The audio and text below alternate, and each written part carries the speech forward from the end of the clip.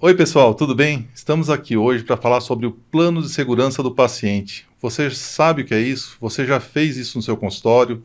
Você já desenvolveu isso com seus pacientes? Pois é, eu tenho três referências aqui para falar sobre isso. José Alves, nosso presidente da Uniodonto Brasil, José Eduardo Bortolin, também faz parte do conselho da Uniodonto, de Jabuticabal, diretor lá também. E ele é uma pessoa muito especial porque está num grupo, né, numa comissão que envolve o Wilson, eu e mais um colega, o Fábio, que estamos discutindo sobre o plano de segurança do paciente para a Uniodonto, né? Então, eu queria também agradecer a presença do Wilson aqui, nosso coordenador em Campinas, né, de gestão de rede, e queria dar a palavra ao José Alves, nosso presidente, que eu sei que ele é um homem muito compromissado, né, José Alves? E ele veio aqui especialmente falar algumas palavras aqui importantes para a gente sobre o plano de segurança do paciente, sobre essa ação que a Uniodonto encampou a nível nacional, né? Então a palavra é sua, né? Seja bem-vindo. Legal, obrigado, André. Obrigado, Wilson. Bortolin, que eu acabei roubando o lugar dele aqui. E também ao Fábio, que não está hoje aqui, né? Esse movimento, essa organização e essa preocupação com a segurança do paciente é uma, é uma antiga pauta da Uniodonto de Campinas.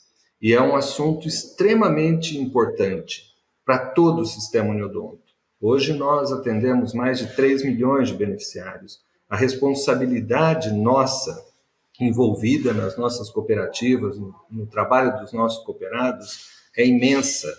E é, com toda certeza, não uma preocupação, mas uma dedicação constante na melhoria contínua do atendimento e da segurança dos pacientes. É um tema extremamente importante para o sistema endodonto. É tão importante que no ano passado a gente, a gente sistematizou duas rotinas que a Uniodonto de Campinas já tinha implantado. Uma é um núcleo de segurança do paciente, né? E a outra é o agosto grená, onde nós estamos agora, no mês de agosto, essa importância da prevenção do câncer bucal. Tal. Esses dois projetos da Uniodonto de Campinas são tão importantes que o sistema solicitou ao Uniodonto de Campinas que gentilmente cedeu a expertise já adquirida nesses dois movimentos para todo o sistema Uniodonto. E esse ano nós estamos fazendo, em conjunto com a Uniodonto de Campinas, o Agosto Grená, e a gente também está em conjunto com a Uniodonto de Campinas, e através desse comitê citado pelo Dr. André, um comitê para a segurança do paciente, né, que é formado pelo André, pelo Wilson, pelo Fábio, de Porto Alegre, e pelo Bortolin, da Uniodonto Atenas. A gente tem uma expectativa muito grande de que o trabalho dessas pessoas, somados à responsabilidade e à consciência do cooperado Uniodonto, tragam para os nossos beneficiários mais seguranças, que o beneficiário se sinta mais protegido e acolhido no sistema, mais do que já é, porque nós somos especialistas em acolhimento, né? Mas essas são rotinas que devem ter de nós uma preocupação de melhoria contínua, né? A gente está sempre em transformação, o nosso mundo está em transformação, então nada mais importante do que a gente estar atento a essas modificações e fornecer cada vez mais segurança e qualidade nos atendimentos aos nossos beneficiários. Tá? Todos esses protocolos que nós vamos discutir hoje aqui, né, de segurança e tal, e que nós vamos dar um pontapé inicial, vamos dizer assim, né, para o dentista, né, entender como funciona, eles também trazem um atendimento uniformizado em todo o Brasil, né? Se você pegar em Porto Alegre, pegar no Amapá, pegar em Rondônia, todos os atendimentos vão ser feitos de uma forma unificada, o que é muito importante, né? Perfeito, muito bem lembrado, André, muito bem lembrado. Inclusive, todos esses protocolos, todos os protocolos que também nós estamos discutindo no nosso comitê de auditores no sistema Uniodonto, estão sendo também discutidos com o Conselho Federal de Odontologia, Nós estamos fazendo processos que tenham uma concretude, uma solidez que possa trazer para toda a estrutura do sistema Neodonto em todo o país segurança para os nossos beneficiários e qualidade assistencial, né? Então, assim, é um trabalho que se iniciou em Campinas e que hoje tem uma roupagem e tem uma amplitude muito maior, né? Isso mesmo. Sinal de que tudo que vocês construíram é extremamente importante, né? E que bom que vocês possam ter nos permitido, a partir de agora, junto com vocês, continuar essa construção. Mas esse é o sentido do cooperativismo, né? Se não compartilhar, para que ser cooperativa, né? Então, a cooperativa, ela é isso, é transformar a roda, né, num avião, num jato, num foguete, né? Para que todos possam ter a mesma ação, né? Eu desejo hoje e sempre muito sucesso para vocês, que os nossos cooperados entendam o processo, que possam também evoluir junto conosco nesse trabalho constante de cada vez mais ser profissionais alinhados com as novidades, com as coisas atuais e preocupados com a segurança dos nossos pacientes, né? Então, agradecer muito a vocês, desejar que o trabalho de vocês seja extremamente frutífero hoje e sempre, né? E também me colocar à disposição e colocar à disposição de vocês ao Neodonto do Brasil para tudo aquilo que vocês acharem que seja necessário, tá bom? Muito obrigado, Zé Alves. Um abraço para vocês. Eu vou deixar vocês trabalharem, tá? Tá, joia. Um abraço então para vocês. Um bom trabalho. Se cuidem e fiquem com Deus, todos vocês. Você também, Zé Alves. Muito obrigado pela sua participação e é sempre um prazer falar com você, né? Porque você é um líder assim exponencial para o nosso sistema. Muito obrigado. Eu que agradeço, André. Um abração para vocês. Tudo de bom, viu? Obrigado. Tchau, tchau. Tchau, tchau. Eu vou dar meu lugar para o Bortolino. Tá joia, tá joia. Enquanto vocês trocam aí, eu vou dar uma sequência aqui com o Wilson, né? Porque o Wilson, ele é nosso coordenador aqui de gestão de rede em Campinas, mas ele foi um dos precursores, né, da formação do núcleo de segurança do paciente aqui em Campinas, de formação dessa questão da cultura de segurança, né, do paciente. E me conta um pouquinho disso, Wilson. Como que funciona essa cultura de segurança? Enquanto o Bortolin está entrando ali, pode discutir com a gente também. Legal, André. Uma boa tarde a todos. Quando a gente fala de cultura de segurança, o que a gente tem que pensar é que, evitando o risco, ou então mitigando o risco, a gente consegue evitar que tenha o dano, né? A gente elimina o dano. Então, falar de cultura de segurança é a gente pensar, poxa, eu preciso mapear esse risco, eu preciso entender aonde está meu risco, no atendimento ao meu paciente, ou então nas minhas ações, e aí com isso a gente criar uma ação, criar uma estratégia de dizer, opa, eu preciso eliminar, eu preciso mitigar para não gerar, um dano. E quando a gente fala também de segurança do paciente, a gente tem que estar sempre focado na questão da ocorrência do evento adverso, que é aquilo que a gente não quer. Por quê? No momento que acontece um evento adverso, ou então que ocorre o dano, toda uma alteração para o paciente aconteceu, seja ela física, emocional, até mesmo psicológica. Então, trazendo uns exemplos aqui.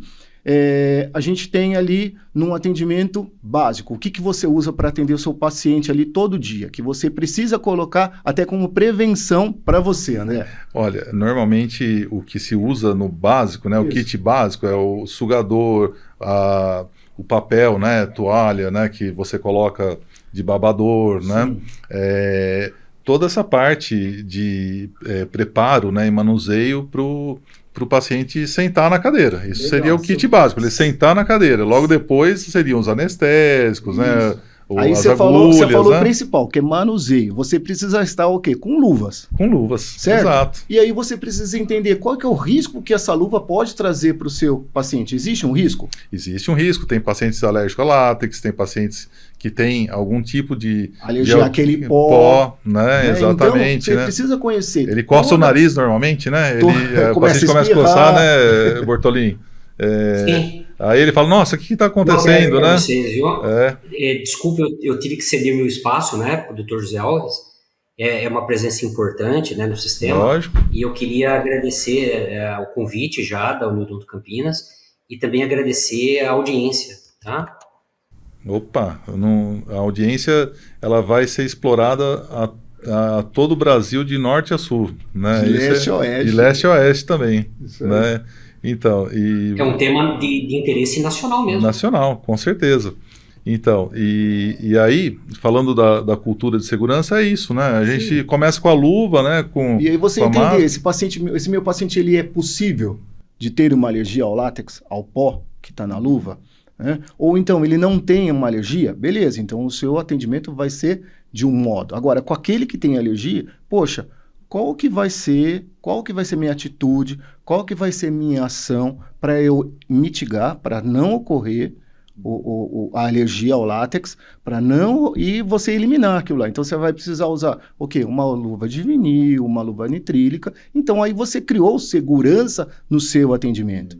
Então, trazendo como exemplo simples, é isso daí, é a gente criar condições de evitar e eliminar o risco.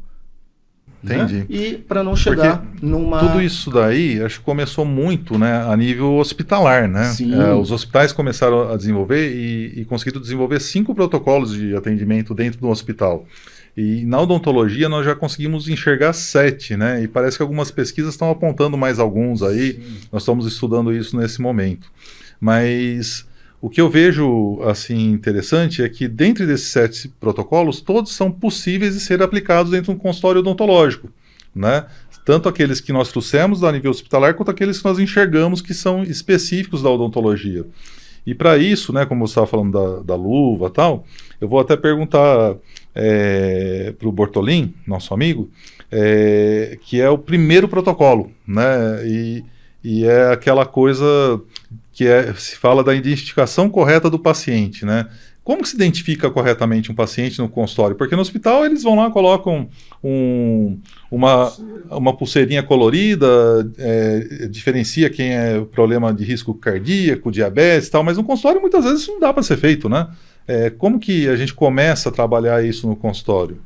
Bom, na minha opinião, né, fazendo uma adaptação entre a realidade hospitalar, do universo hospitalar, para pequenez física de um consultório dentário, né, o número de pessoas, o fluxo de pessoas, lógico que é infinitamente menor num consultório odontológico. Lógico, né? Mesmo que você trabalhe numa clínica, são poucos profissionais e poucos pacientes ali sob tutela. Então, você tem os profissionais, óbvio que cada um tem os seus pacientes, e dificilmente eles vão se misturar, ou você vai confundir um paciente com o outro.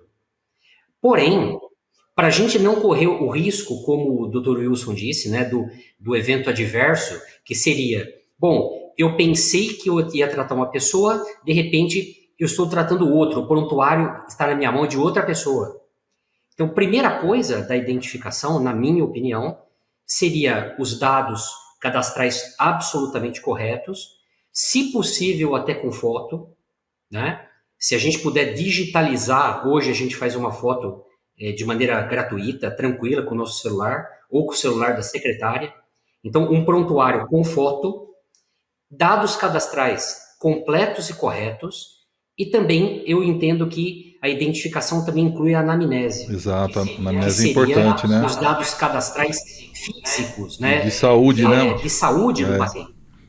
É importante entender, né? Qual que é a alergia, quais são as alergias, quais são cirurgias que foram realizadas, se já teve algum evento adverso, até mesmo em atendimento anterior, né, Bortolin? Então isso a gente consegue coletar essas informações diretamente naquela entrevista que você faz com o paciente, trazendo a anamnese para ele, né, e tudo isso, lógico, nós estamos falando que nós estamos vivendo já um milênio já entrado, né? Mas existem alguns colegas que fazem isso manualmente ainda, né? De forma, e você pode selecionar por cores, né? E por tudo mais. Um paciente que tenha um risco maior, você colar um selinho vermelho, amarelo, né? Uma semaforação. Mas é importante ter isso escrito também no consultório, né? Como um protocolo de atendimento, né? Perfeito. Perfeito. Escrito ou digitado, a informação é que é importante, né? O veículo não é tão importante. Exato. A informação é importante. Quando você fala sobre separar por faixas de cores, isso é muito interessante no meu modo de ver, porque a cor ela é lúdica. Então, por exemplo, você pega um paciente que tem comorbidades muito sérias e você tarja ele, por exemplo, de vermelho, você instintivamente vai tomar mais cuidado com ele. Exato. Né? É uma reação normal, né? Porque é uma semaforação muito bem aceita, né? Verde, amarelo, vermelho, né? É natural, né? Fica natural. Exato, né? Muito bacana. E puxando desse primeiro protocolo, nós temos o segundo, né? Que é a comunicação entre profissionais, né? Hoje a gente entende que a comunicação entre profissionais tem até um regimento de LGPD e tudo mais junto. Mas como que ela deve ser feita, né, Wilson e Bortolin?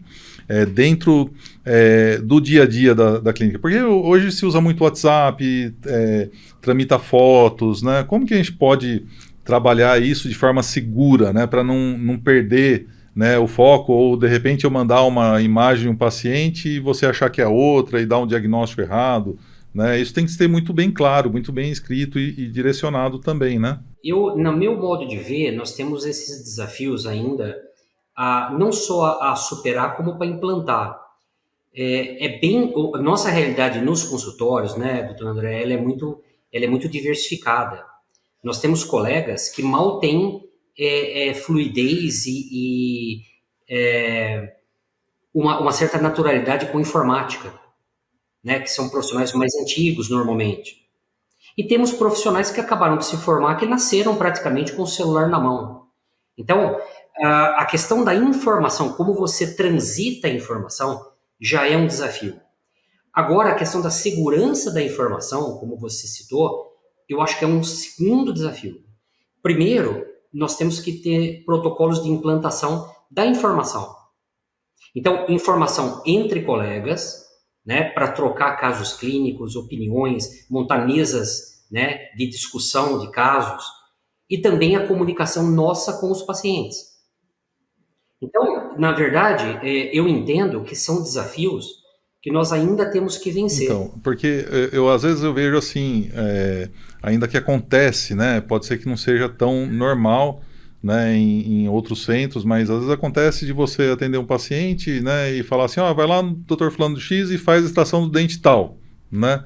Isso não deveria ser dessa forma, né? Isso deveria ter sido por escrito num receituário, né, ou digitalizado, né? Como você falou, existem gerações aí ainda que coexistem, né? Isso precisa estar construído dentro do prontuário do paciente, André. Exato. Porque assim, mesmo como o Bortolin citou lá a questão da entrar na era digital, né, Bortolin?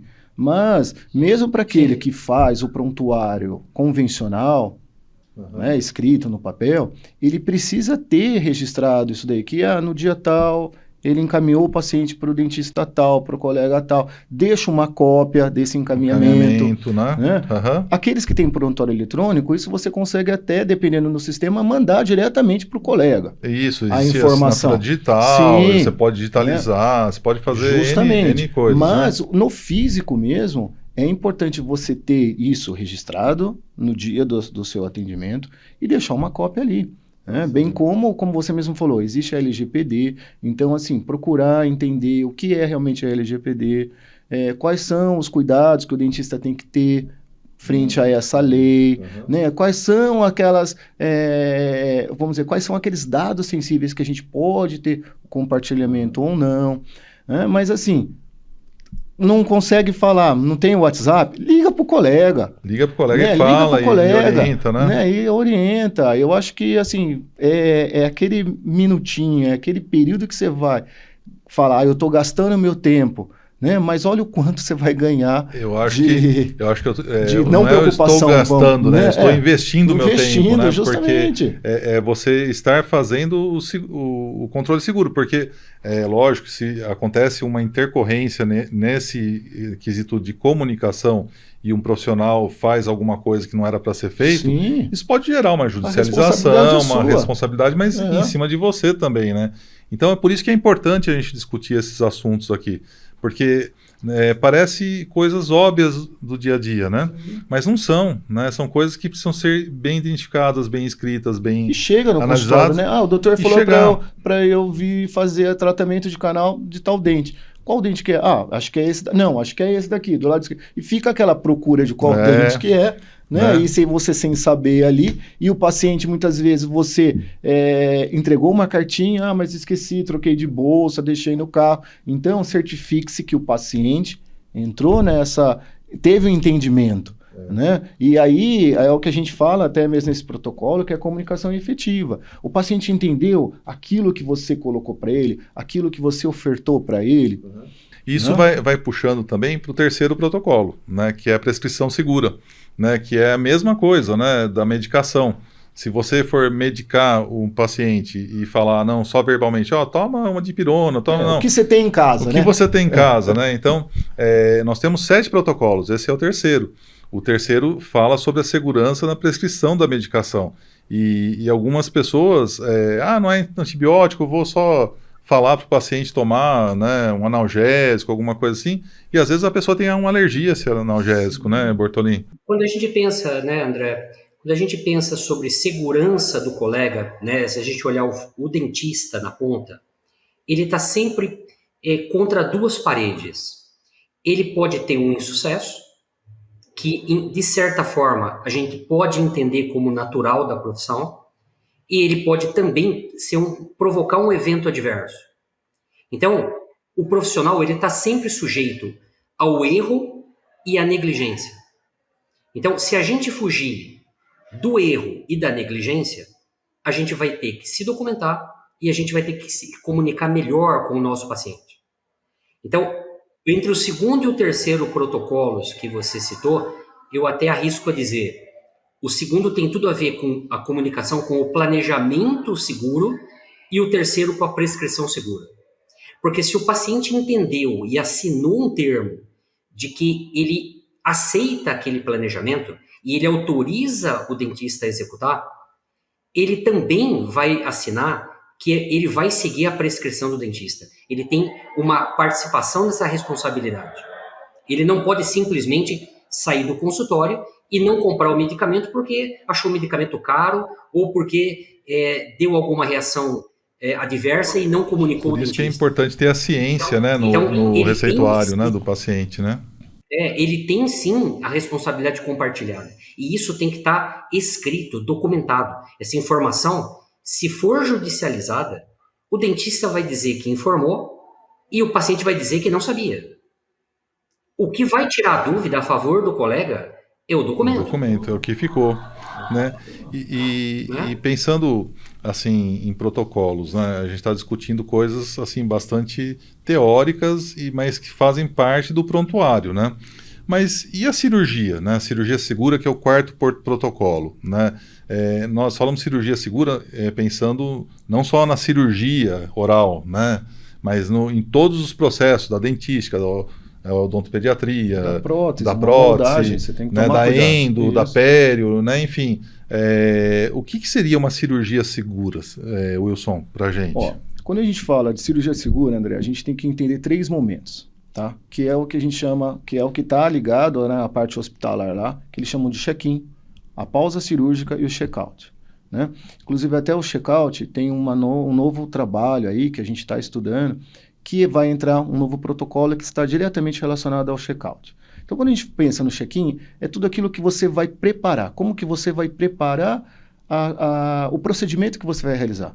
Então, é criar aquela mesa clínica com todo o material que você vai poder utilizar, tudo aquilo que você vai precisar, criando também uma condição de proteção a esse paciente. Então, utilizar um EPI, o EPI seguro, qual que é para o paciente? O óculos de proteção.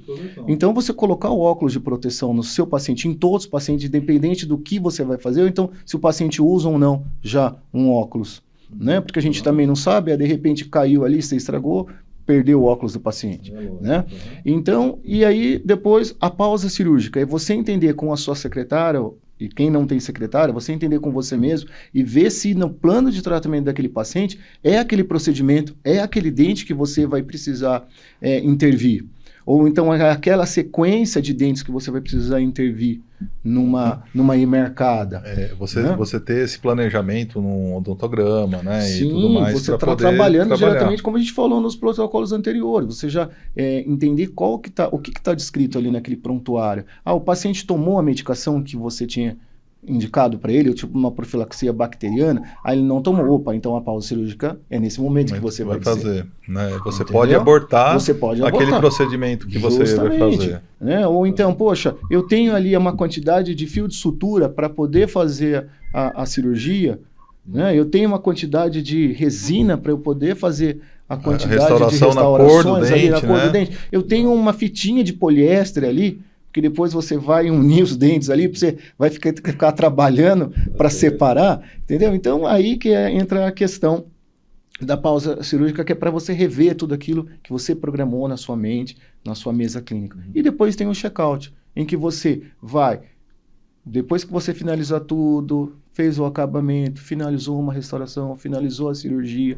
rever se não tem nenhum material, se você removeu o grampo do paciente, se você removeu ali aquela fitinha de teflon, se você removeu o afastador gengival, porque tem alguns procedimentos que a gente usa o afastador gengival ali, né, mesmo fotopolimerizável, porque daí o paciente ele vai sair, nossa, tá me incomodando, aí daqui a pouco ele volta na outra consulta, ele fala, doutor, tinha uma coisa incomodando, que você vai ver, nossa, era um pedacinho, como é que ele, né, a saúde dele já ficou para trás também. Bortolin, eu vou falar para você uma coisa, uma das maiores negligências que eu vejo o pessoal fazer é tanto na endodontia quanto na implantodontia, que você tem que passar o fiozinho dental nas chavinhas, né, nos próprios agulhas, das limas, e aí o pessoal não passa, né, porque nunca vai acontecer nada, nunca vai cair na glote ali, nunca vai ser aspirado isso aí.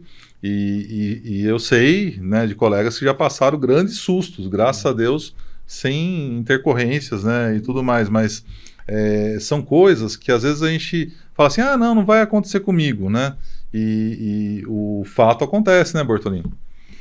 Vamos dizer assim, né, doutores, a pergunta para o colega deveria ser, qual é o risco que você quer correr? Porque o exercício profissional envolve um risco em qualquer especialidade. Nós sabemos disso, a área médica envolve risco. Então, qual o risco que a gente quer correr? Nós queremos correr o mínimo risco ou nós queremos correr o máximo risco? Se você tomar todas as medidas, imaginando todas as intercorrências que você pode ter durante o seu procedimento, como o Wilson falou, antes, durante e depois, você vai correr o mínimo risco. Se você negligenciar as etapas, o seu risco vai aumentar enormemente. E a gente sabe, né, a vida do dentista é muito corrida, o dentista é um solitário muitas vezes no consultório, ele tem que fazer tudo muitas vezes sozinho. Uns têm auxiliar, outros não têm. Então, não é fácil você trabalhar e você ter que gerenciar todos esses fatores. Mas são fatores importantes, né? Quando você está em âmbito hospitalar, você tem uma equipe para fazer isso. Muito maior. O procedimento, tudo está preparado para ele. Exato. Nós, muitas vezes, somos solitários. E nós preparamos tudo, né, dentro do consultório e fazemos trabalho solitariamente. E aí, isso vai arremeter ao 5º protocolo nosso, que é a higiene das mãos. E aí, André, só complementando lá a questão do check-out, que é o que está chegando agora, como um protocolo novo, que é da gente comunicar ao paciente do que pode acontecer. Sim. Então, além de a gente entender que isso pode ser uma experiência para o paciente e até mesmo o sucesso do tratamento que você realizou, né? Então, quais são os cuidados que o paciente precisa ter no momento que ele sair do seu consultório? Ele precisa tomar medicação, ele não pode mastigar daquele lado, ele não pode... enfim, todos os cuidados, né? Exato, e você comunicar isso para o paciente, voltando até no protocolo de comunicação efetiva. Exato, e esse comunicado pode ser... tanto por uma orientação, né, de próprio punho, pode ser por um WhatsApp, pode ser por uma orientação por escrito digitalizada, né? É muito bacana isso. É possível de fazer. Mas aí, voltando ao 5º protocolo, que é a higienização das mãos, que é uma coisa básica, né? E que eu vejo que até a nível hospitalar eles sofrem bastante, né? Eles incentivam bastante essa questão de higienizar a mão, porque higienizar a mão é talvez o primeiro passo, né? E até assim que nós estamos vivendo pandemias e tudo mais, né? E alterações aí do comportamento de bactérias e de vírus, né? Principalmente. Então, esse protocolo é um protocolo que as pessoas deveriam estar, né? Dentro de um... Tem que estar grudado na pele, como na tatuagem, pele, né? Como tatuagem, né? Exatamente. É um protocolo que não tem muito o que ensinar, né, Bortolin? Mas é criar o hábito, né? Criar o hábito. E nesse quesito lavar as mãos, a gente pode colocar todos os protocolos em biossegurança. Ter equipamentos com uma autoclave bem regulada e totalmente funcional, saber utilizar a autoclave, fazer os testes biológicos e físicos, como higienizar as superfícies do consultório, tudo isso, como embalar um material pós autoclavagem, como você desembala o material na hora do procedimento. Tem muita coisa que a gente pode colocar aí nesse pacotinho aí, lavar as mãos. Exatamente, né? E isso é muito importante, até a nível de marketing, porque vocês imaginam que hoje os pacientes têm um grau de informação muito maior do que tinha antes. Exato. Quando ele entra num ambiente em que tudo está sendo respeitado a nível de segurança, vocês imaginam que isso, a nível de marketing, gera uma segurança para o paciente que ele vai falar muito bem de você. Exatamente. Ele vai indicar aquele profissional. E ele vai aderir ao tratamento também. Agora, vocês imaginam, o paciente entra num consultório, encontra um monte de problemas que ele mesmo não consegue identificar. Cuspideiras não higienizadas, algum tipo de objeto no chão, uma bancada desorganizada. Esse paciente, ele começa a minar a sua segurança e a sua confiabilidade. Exatamente. Ele passa a não confiar muito mais naquele profissional. Então, na minha opinião, esse que se lavar as mãos, ele não é tão simplório quanto parece, né? A gente pode explorar muito isso. Pode, porque você vai trazer isso para dentro do consultório e são vários pontos, né, que você tem que identificar, né? Uma cuspideira que fica ali, né, sem lavar, alguma coisa assim, que pode ser visivelmente... que está sendo notada pelo próprio notado paciente. Pelo paciente. E é o seu cartão de visita, né? Sim, com certeza. Então, aí nós entramos também no 6º protocolo, que é reduzir o risco de quedas, né? E risco de quedas, a gente pensa, às vezes, no hospital, porque a pessoa vai sair de uma maca, né, para uma outra, tal. Leito, né? Um leito, ou é alto, uma cama. Mas no consultório nós também temos, né? Às vezes um paciente mais idoso vai abrir uma porta, tem uma mola, essa mola está desregulada, volta na porta, pega no braço. De franja ali que o paciente pode tropeçar e acabar caindo. Um móvel, uma decoração ali que pode, muitas vezes, uma criança dar com a cabeça na quina ali de um aparador. Ou até mesmo, né, a questão de uma escada, né? Às vezes tem consultórios que tem escadas grandes para subir e tal, e escadas estreitas, né? Enfim, são coisas que a gente tem que entender, né? E poder trabalhar aí a questão da prevenção, né? E aí, André, nesse protocolo, além, é claro, do ambiente como ele está, a gente tem que pensar também qual é a condição que o paciente está chegando. Porque se o paciente ele chega com dor, ele já tem as condições físicas dele alteradas. Exato. Ele tomou uma medicação para dor, um analgésico, uma dipirona, um ibuprofeno, que seja, ele não vai ter a mesma reação daquele paciente que não está medicado. Exato. Então, se você lida com emergências odontológicas, né, você tem que ter a consciência que, esse paciente ele vai ter um risco maior à queda comparado ao paciente que não está com dor. Uhum. A mesma coisa quem faz odontopediatria, né? As crianças, a gente sabe, existe até uma escala, que tem até um nome engraçado, chamado Humpty Dumpty. Aí quem quiser depois faz a busca lá. E aí nessa escala ele traz a diferença dos meninos para as meninas. Então, os meninos eles já são mais arteiros. Então, se você tem um atendimento de odontopediatria, saiba que todos aqueles seus pacientes, né, todas essas crianças que são atendidas, têm alto risco à queda.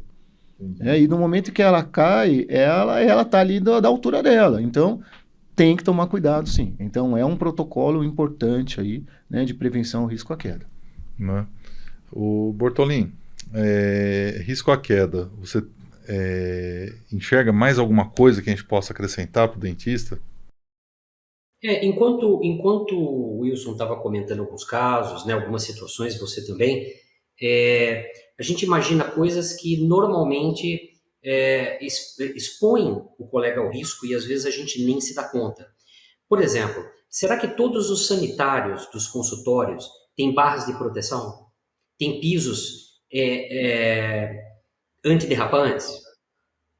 Então, assim, parecem coisas mínimas, né? Alguns obstáculos físicos, como pequenos degraus, mesmo que não sejam escadas, mas basta um degrau para que possa promover uma queda, principalmente de um idoso. O idoso tem problemas seríssimos de equilíbrio, muitas vezes. Tá certo. Então, assim, eu achei muito interessante os exemplos que vocês citaram. E o idoso... E aí a coisa vai mesmo, a gente progride pensando o que de fato representa o risco de queda. E o idoso vai ser cada vez mais comum no consultório também, porque a população está envelhecendo, né? Mais do que com taxas de natalidade menores, né? E aí, vamos chegando ao 7º protocolo, né? Também para a gente discutir, que é prevenir úlceras, né, bucais durante o manejo clínico, né? Isso aqui basicamente é aquela história do sugador, né, Bortolin, né, Wilson? Sim. Porque você usa o sugador, uma bomba a vácuo muito potente, às vezes fica ali na mucosa jugal e ela ulcera e dá um problema, além de outras coisas também, mas acho que o que é mais comum, acho que 90% do sugador, né, na odontologia. E a gente pode trazer também exemplos, André e Bortolin, a simples moldagem também. Também a moldagem pega, né? Você não fazer uma boa escolha da moldeira, você acaba acarretando também nesse dano aí. Né? Aquilo que quando a gente começou o nosso bate-papo aqui, qual que é o risco que eu estou oferecendo ao meu paciente que eu vou causar um dano? Né? Então, assim, fazer a melhor escolha, adaptar essa moldeira, também é uma maneira da gente prevenir a formação das úlceras traumáticas ali. Porque se você forçar, você machuca, né? Às vezes a gente trabalha a 4 mãos ali, então dá um treinamento suficiente para a sua auxiliar, para a sua TSB ali, né? De qual maneira que ela vai afastar o lábio do paciente, você vai usar um afastador, até mesmo um afastador cirúrgico, qual que é o posicionamento desse afastador cirúrgico. Então são coisas que a gente consegue criar estratégias ali, ações, para evitar a chegar e depois o paciente vai falar, nossa, doutor, poxa, eu tô com uma afta, eu tô com uma dor ali, aí volta aqui para o consultório, vamos fazer uma laser terapia, vamos fazer um outro tratamento. Gerou um outro tratamento, né, para o paciente. Né? E você, Bortolin, aí essa história de úlcera bucal, qual que é a experiência aí que a gente pode... Eu penso uma bem interessante que eu acho que vocês já passaram. Vocês imaginem procedimentos de dentística e prótese onde você tem cimentações e reconstruções em resina. Se você tomar cuidado com o excesso interproximal, você não vai lacerar aquela papila tendo que passar uma lixa bem subgengival que machuca o paciente. Exato. Então, se você puder controlar esse excesso, tanto de agente cimentante como de agente restaurador, você também está prevenindo úlceras. Também Quem é que gosta da passagem daquela lixa diamantada? Nossa senhora, acho que isso é um trauma, né? Isso é um trauma. Aquilo machuca muito. E não é um bom marketing para o dentista. De jeito nenhum. Olha, eu acho que nós concluímos os 7 protocolos aqui, né? Tentando trazer de forma bem natural para o dentista, né? Lógico que isso tem uma literatura bem vasta, a gente pode pesquisar, pode trabalhar bastante isso, e nós vamos fornecer, né, para todos os colegas também, né, dentro do nosso programa, né, da Uniodonto do Brasil. E eu queria finalizar aqui agora com vocês, né? Tá chegando aquele momento do acabou, né? Acabou, poxa, já acabou. Puxa André. vida, né? Mas aí eu tenho uma pergunta que eu faço sempre para o pessoal que participa aqui, e vou começar pelo Bortolin hoje, né? Bortolin, qual que é a dica de ouro, né, para o dentista nesse momento que está assistindo a gente, que viu, né, todo esse debate aqui que nós fizemos, mostrando esses 7 protocolos, conversando com ele. O que você deixa de mensagem para o seu dentista aí? Bom, já agradecendo a oportunidade, né? Eu me sinto muito honrado de poder participar com uma pequena contribuição. Eu acho que faz parte da nossa obrigação enquanto profissional perante a categoria. Então, essa oportunidade que a Odonto de Campinas está me passando, eu me sinto representando também os cooperados aqui em Jaboticabal e região. Então, eu fico muito honrado e já agradeço muito o convite. A dica de ouro é simples. Colega, pense na sua imagem. Pense na sua imagem. Se você cuidar do paciente, você está cuidando da sua imagem. Você vai ter mais indicação, você vai surpreender o paciente e você vai proporcionar uma experiência que ele não vai esquecer. Hoje em dia, com a concorrência que a gente vive, se você tiver uma boa imagem, você tem uma chance muito maior de sucesso profissional. Ao mesmo tempo, quando você protege o paciente, você também está cuidando da sua imagem.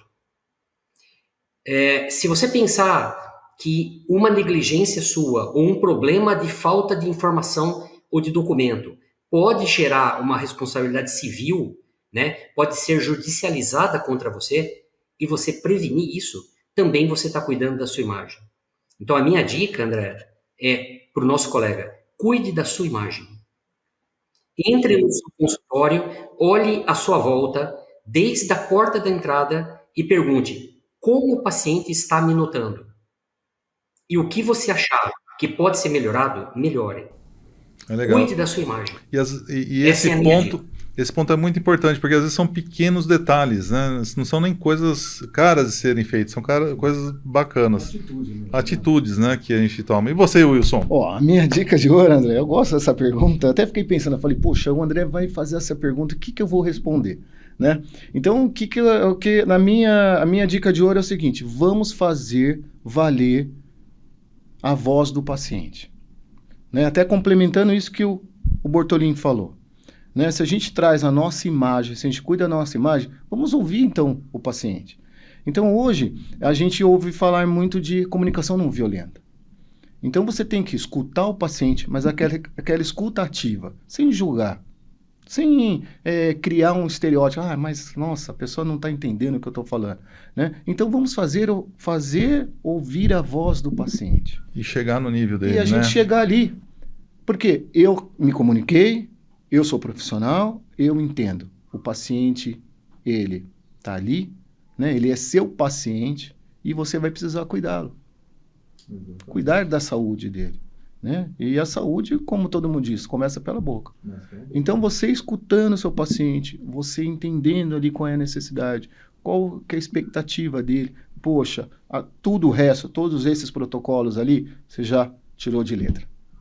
Bacana. Muito legal. Eu vou finalizar então hoje aqui, agradecendo muito imensamente, né, Eduardo Bortolin, muito obrigado, né, você é uma pessoa muito importante para o sistema, né, e que traz cada vez mais conhecimento, né, para o nosso grupo. É excepcional nas nossas conversas, quando a gente está reunido. Gosto muito. Wilson, muito obrigado. Né? Realmente, a toda a equipe que está nos apoiando aqui, a Esther que está ali atrás do vídeo, que ninguém está vendo, né? Ao pessoal da Conecta aqui que recebe a gente, o nosso muito obrigado sempre. E eu vou deixar uma dica, aproveitando que vocês deixaram de vocês, né? Assistam, repassem sempre os nossos podcasts, porque tem muita informação importante, né? E se a gente deixa fechado, deixa guardado, isso não vai levar a lugar nenhum. Então, realmente, nós precisamos disseminar a comunicação, disseminar a informação, né? E isso no consultório, isso ser um pouco diferente, né? Porque você vai falar, puxa, eu faço um plano de segurança do paciente. O paciente pode falar, mas o que é isso? Você já está vendendo a sua imagem, você já está vendendo, né, um bem-estar, né, uma comunicação não violenta, você está criando assunto, criando, até para quem gosta de mídia, falar de mídias, né? Então, acho que o dentista ele tem que sair dessa zona de conforto que ele se encontra hoje, ele tem que galgar passos maiores e chegar a lugares que nem nós sabemos que nós podemos chegar, muitas vezes, né? Então, essa é a minha dica, tá bom? E muito obrigado pela presença de vocês, foi muito bom, e que o nosso telespectador aqui esteja bastante feliz, né, e transborde, né, essas mensagens para todos os conhecidos, não só dentistas, como, né, amigos, né, familiares e tudo mais. E que agregue mais e mais, né, André? Sempre agregar, né? Tá joia? Um abração, pessoal. Valeu. Obrigado, Um abraço, Bortolini. muito honrado com o convite. Legal. Foi muito bom, hein, Bortolini?